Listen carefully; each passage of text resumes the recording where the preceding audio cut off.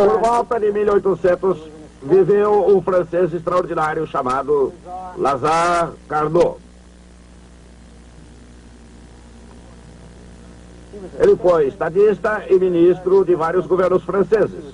Era tão atuante que era conhecido como o organizador da vitória das guerras da Revolução Francesa. Foi também um cientista e engenheiro cuja obra é lembrada até hoje. Essa gloriosa tradição familiar foi mantida quase um século mais tarde por Sadi Carnot, outro engenheiro que se tornou presidente da República da França em 1887, cargo que ocupou até 1894, quando foi assassinado. Mas o Carnot mais importante não foi nenhum desses dois. Foi um que viveu entre essas duas épocas. Seu nome era Nicolas Leonard Sadi Carnot, conhecido por todos como Sadi. Este Carnot tinha um grande interesse pelas máquinas a vapor.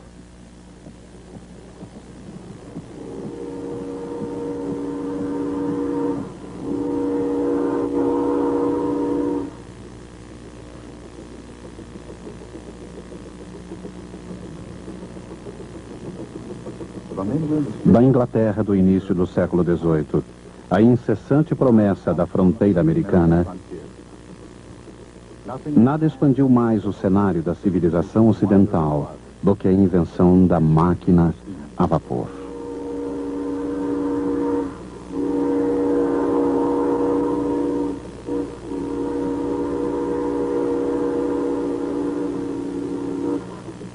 Muitos viram nas novas máquinas uma ameaça, tossindo, estalando, perturbando a paz e abalando o status quo. A máquina era vista como um pequeno, grande transtorno. Mas ela chegara para ficar.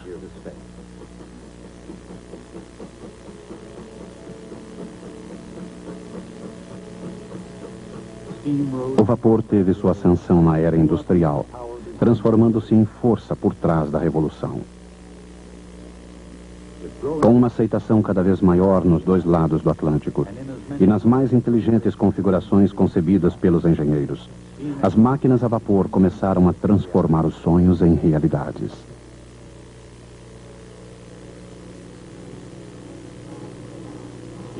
As máquinas a vapor transformaram os teares do Cotton Belt, a região algodoeira dos Estados Unidos, e produziram o tecido que vestiria uma nação. A máquina a vapor cortou e moldou a madeira, acionou os pistões e puxou as alavancas. A máquina a vapor bateu a manteiga, moeu o milho e transformou o pequeno negócio familiar numa empresa internacional. Com a máquina a vapor, foi lançada a base e o gigante industrial arregaçou as mangas para sempre.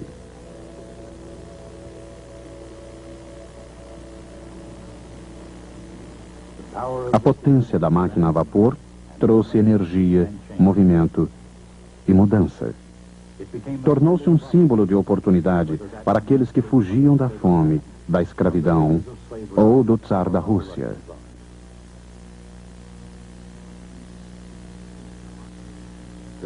A máquina a vapor economizou tempo e mão de obra e, apesar de toda a desigualdade, a máquina a vapor trouxe a promessa de um salário fixo.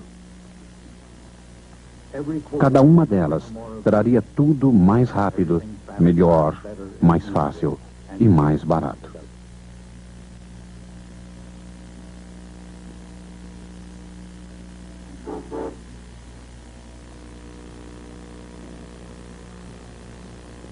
Até onde o homem podia ver, e em qualquer lugar onde ele olhasse, parecia que o produto mais importante do país era o progresso. E na medida em que a máquina a vapor transportava corpos e almas, ela levaria o intelecto do homem ainda mais longe. Dentro de pouco tempo, escreveu Lord Byron, as máquinas a vapor levarão o homem à lua.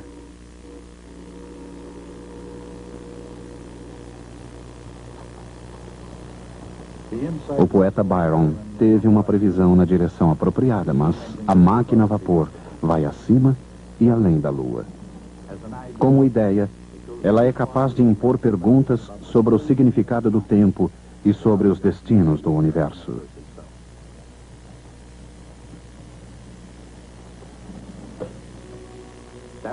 Essa foi a jornada que teve início na mente de Sadi Carnot. Nascido em 1796, Carnot talvez tenha herdado sua aptidão para a matemática e a engenharia militar do pai, Lézard, que, como recompensa pela sua habilidade na organização e na tática, tornou-se um herói da Revolução Francesa.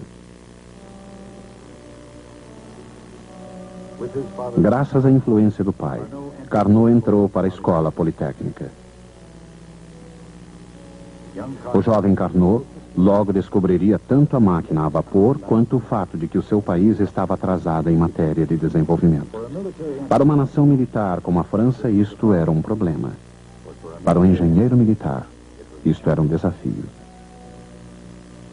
Em vez de construir uma máquina a vapor melhor, Carnot desenvolveu uma teoria melhor.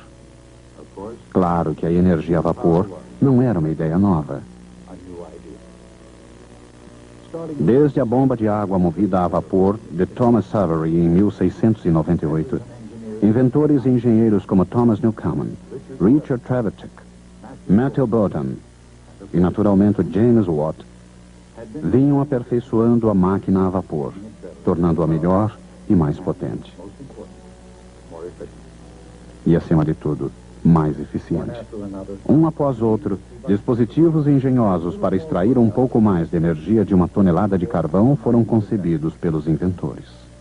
Mas foi a descoberta de James Watt, a maneira de esfriar o vapor fora do cilindro principal usando um condensador, que impulsionou de verdade a era da máquina a vapor. No que se referia à máquina a vapor, o que seria realmente essencial? De todas as válvulas e engrenagens, de todas as vigas e tubulações, de todos os dispositivos e acessórios dos motores,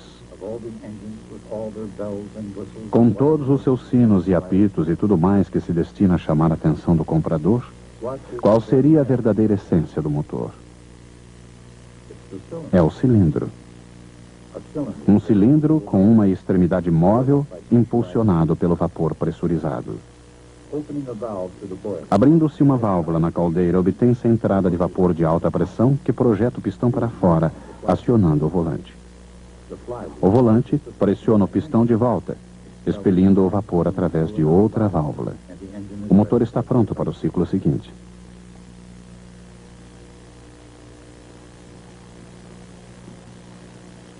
E assim por diante. Para dentro e para fora.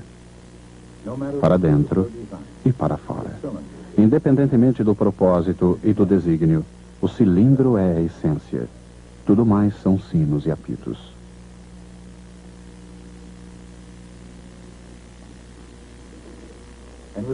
Tendo em mente a máquina a vapor básica, Sadi Carnot não tentou descobrir uma maneira de aperfeiçoá-lo, mas sim determinar qual a máquina a vapor mais eficiente permitida pela natureza.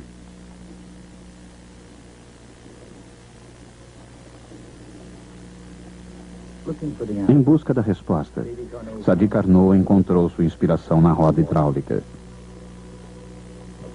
É claro que a máquina a vapor não foi a primeira invenção a aliviar a carga física do trabalho.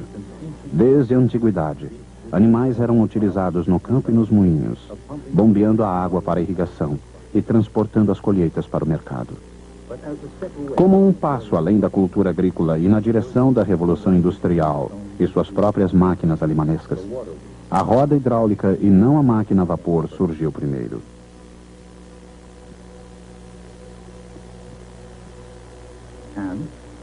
E enquanto a água acionava os teares da indústria têxtil britânica, outros fluidos começaram a circular nos círculos intelectuais da época. O mundo científico, que se reagrupava nas pegadas de Sir Isaac Newton, começou a perceber que nem todos os fenômenos naturais estavam explicados no Principia. Durante algum tempo, a ideia de uma grande variedade de fluidos misteriosos tornou-se uma solução popular para os mais diversos enigmas da física.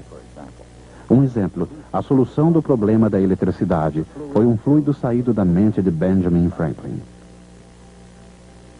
Enquanto isso, no continente europeu, Joseph Priestley tentava solucionar o problema da combustão do próprio fogo e o problema relacionado ao enferrujamento dos metais.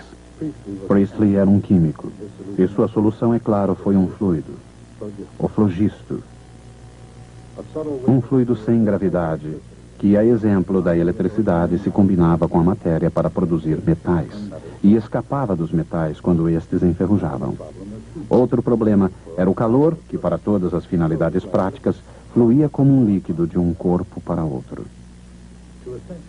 Para um século já inundado por líquidos, um fluido quente chamado calórico era algo comparativamente fácil de se inventar. Mas havia um fluido que não precisava ser inventado. E mesmo enquanto Carnot batalhava para compreender a energia do vapor, o país estava cheio de exemplos da energia hidráulica.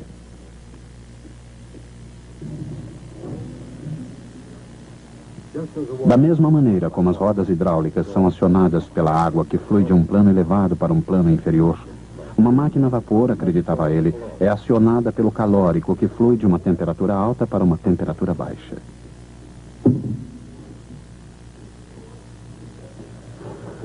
Com essa simples imagem na mente, Sadi Carnot encontrara o segredo do limite que a natureza impõe à eficiência de uma máquina a vapor.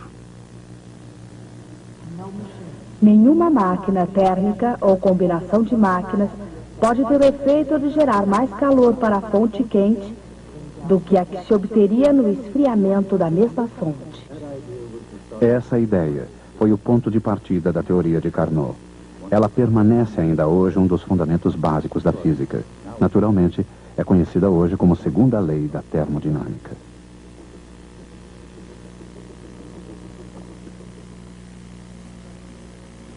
Carnot percebeu que uma roda hidráulica funcionando às avessas poderia ser utilizada para levar a água para cima. De fato, ele chegou mesmo a imaginar uma roda hidráulica acionando outra que se movimentasse em sentido contrário. A água que caía de um lado seria utilizada para elevar a água do outro lado. Ele sabia que a máquina jamais poderia levar mais água para cima do que a que fluía para baixo. Aplicado ao fluxo de calor, em lugar do da água, esse princípio tornou-se a segunda lei da termodinâmica.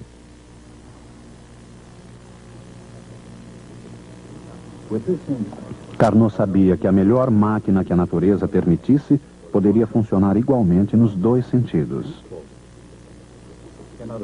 Em outras palavras, uma máquina que recebe o calor da fonte fria eleva-se à fonte quente. Nas máquinas comuns, o calor flui de uma fonte quente, realiza trabalho e o calor retorna a uma fonte fria.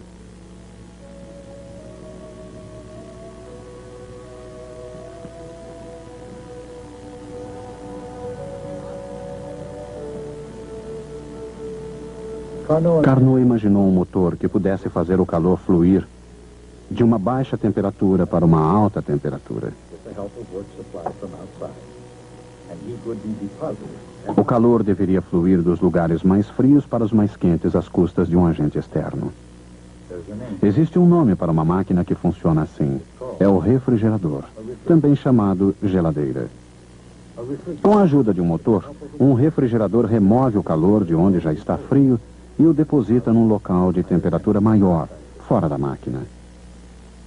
A ideia não tem nada de extraordinário hoje. Mas na década de 1820, Carnot enfrentou um desafio. Como projetar uma máquina a vapor que pudesse funcionar igualmente como uma geladeira? Carnot começou reduzindo o motor à sua essência. Nada de caldeira, nada de volante, nada de válvulas. O que ele precisava era de um cilindro e um pistão móvel.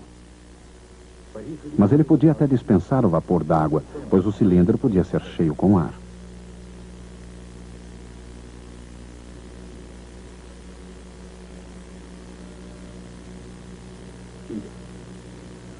Quando o cilindro é aquecido, o ar se expande, impulsionando o pistão para fora.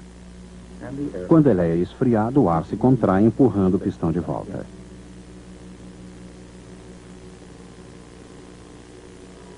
O calor flui desde uma temperatura mais alta e o pistão realiza um trabalho. Quando o cilindro esfria, é preciso esforço para empurrar o pistão para dentro. Mas como o ar no interior está mais frio, ele exerce uma pressão menor, exigindo, portanto, menos esforço. No final, a máquina apresenta um balanço de ganho de energia. Aí está, o motor ideal. A energia calorífica penetra e menos energia calorífica sai. A diferença assume a forma de um trabalho útil.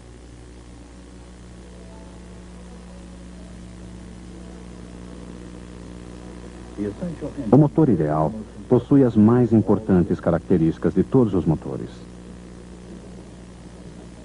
Entra calor, realiza-se um trabalho útil e sai calor, esfriando o sistema para que o motor fique pronto para o próximo momento. Mas existe um problema. O calor flui com facilidade de uma fonte quente para um cilindro frio, ou de um cilindro quente para uma fonte fria. Mas esses processos não podem ser invertidos. Eles precisariam de calor para funcionarem no sentido inverso. O motor ideal de Carnot, que funciona bem nas duas direções, não poderia usar esses dois processos. Para permitir a reversibilidade dos processos, o cilindro precisaria estar quente antes que o calor entrasse. Permitir que o gás quente se expanda e realize trabalho. Empurre o pistão de volta e faça o calor fluir na outra direção. Isso é um processo reversível. Ele ocorre numa temperatura constante e por isso é chamado isotérmico. O calor penetra, o gás se expande e o trabalho é realizado. Agora, uma descoberta brilhante. Isolado da fonte de calor, o gás pode se expandir produzindo mais trabalho. Como não existe uma fonte externa de calor, ele provém da energia interna do gás, provocando o seu esfriamento. Esse movimento, também reversível, é chamado adiabático. Agora o cilindro está pronto para outro movimento isotérmico. Desta vez usando parte do trabalho para impelir o calor a baixa temperatura. Finalmente, uma compressão adiabática aquece o gás, fazendo com que retorne ao ponto de partida, pronto para um novo ciclo.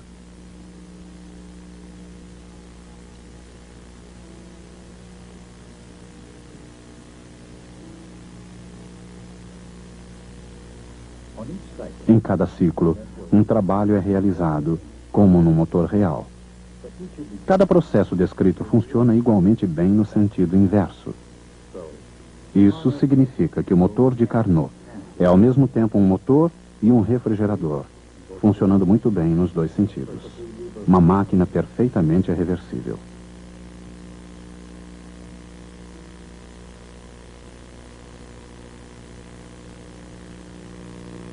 O motor de Carnot funciona perfeitamente apenas na imaginação, mas tem muito em comum com o motor real.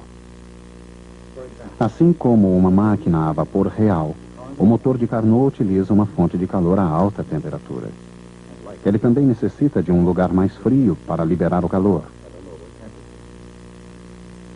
E um cilindro onde os gases possam se expandir e se contrair. Mas aí acabam as semelhanças e começa o verdadeiro desafio. De que maneira Carnot poderia provar que esse era o motor mais eficiente possível?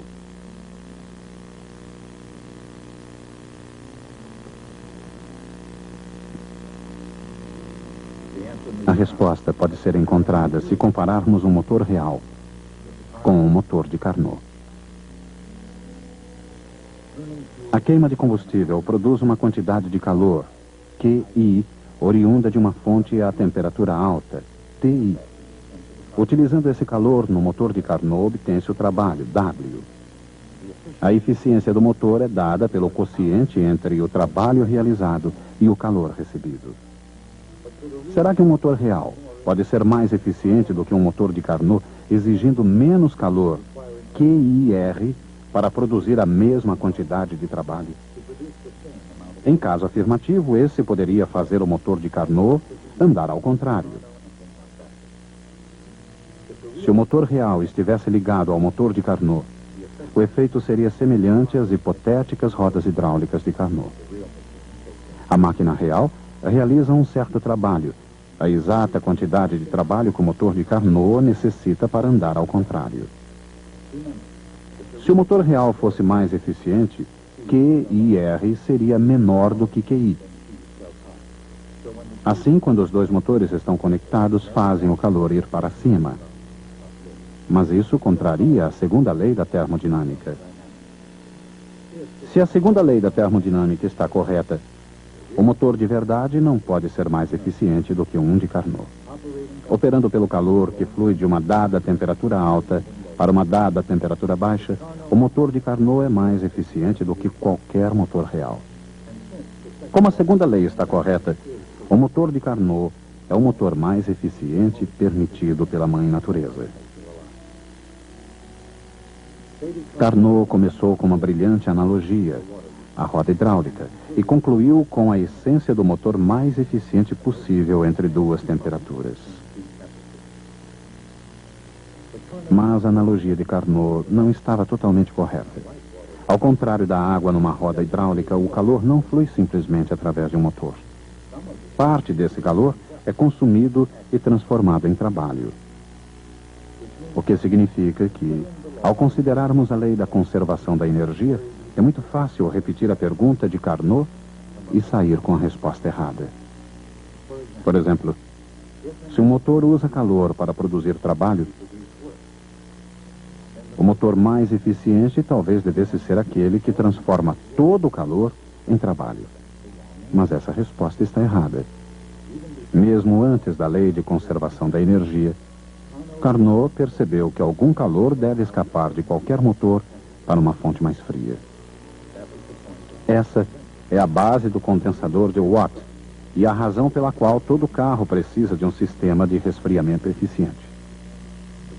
De acordo com a lei de conservação de energia, o trabalho realizado é a diferença entre o calor que entra e o calor que sai. Isso significa que a eficiência de qualquer motor é sempre inferior a 1. A lógica original de Carnot era tão precisa que permanece válida até mesmo depois da descoberta da conservação de energia. Nenhum motor, nem mesmo um motor de Carnot, pode atingir a meta da eficiência perfeita. Mas até que ponto o motor de Carnot pode ser considerado eficiente? Depende da temperatura. Quanto mais quente a fonte de alta temperatura e quanto mais fria a fonte de baixa temperatura, mais eficiente é o motor. De fato, as gerações seguintes iriam descobrir que no caso de um motor Carnot, Q sobre QI é igual a T sobre TI. Esse é o máximo de eficiência de qualquer motor. Sadi Carnot morreu em 1832. Tinha apenas 36 anos. Morreu tragicamente, ainda muito jovem, vítima da escarlatina. Durante a sua vida não chegou a ser realmente famoso. Era respeitado, mas como engenheiro. Os engenheiros procuram construir máquinas melhores. As ideias de Carnot, por mais brilhantes que tenham sido, não ajudaram ninguém a construir uma máquina melhor. Assim, embora fosse um engenheiro respeitado, ninguém se entusiasmou com o que ele fez. Quando Joule surgiu e descobriu a conservação da energia, a situação de Carnot piorou ainda mais. Seu raciocínio se baseava numa premissa equivocada, a velha teoria calórica. Mas um físico alemão, de nome Rudolf Clausius, surgiu para resgatar as ideias de Carnot. Clausius demonstrou que no motor ideal, não no motor qualquer, mas no motor perfeito, existe algo que é igual na entrada e na saída. Não se trata de energia, mas sim da proporção de calor que entra em relação à temperatura na qual ele entra. A essa quantidade igualmente conservada, conhecida às vezes como quantidade conservada, Clausius deu o nome de entropia.